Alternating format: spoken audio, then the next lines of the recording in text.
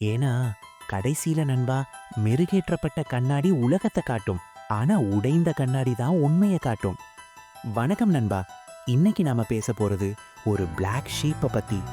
2008ல இந்த கேம் வந்தப்போ எல்லாரும் லாரா கிராஃப்டோட அந்த கிராண்ட் ஃபினாலேக்காக வெயிட் பண்ணிட்டு இருந்தாங்க.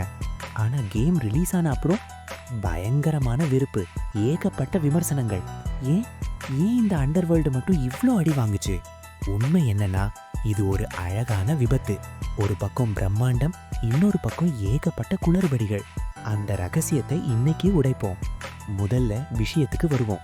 அந்த டைம்ல டூம் ரேடர் எஜெண்ட் அப்புறம் ஆனிவர்சரி ரெண்டுமே பயங்கர ஹிட். லாரா கிராஃப்ட் அப்போ ஒரு பீஸ்ட் மோட்ல இருந்தாங்க. அண்டர்வேர்ல்டு வரும்போது என்ன சொன்னாங்க தெரியுமா?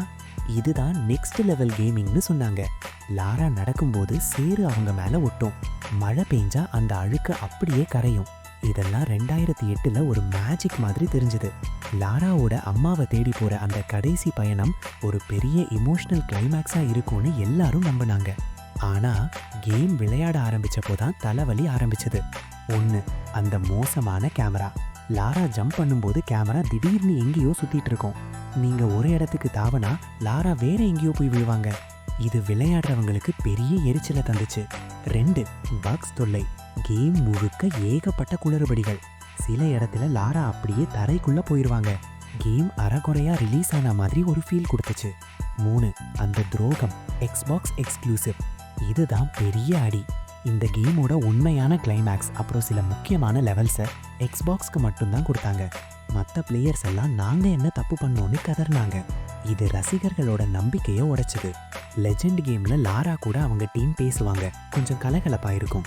ஆனா அண்டர்வேர்ல்டுல எல்லாமே சைலண்ட், ஒரு மாதிரி இருண்ட சோகமான சூழ்நிலை. லாராவும் பழைய மாதிரி சிரிச்சு பேசிட்டு இருக்க மாட்டாங்க. அவங்க அம்மாவை தேடுற அந்த வெறியில அவங்க ஒரு இமோஷனல் போராட்டத்துல இருப்பாங்க.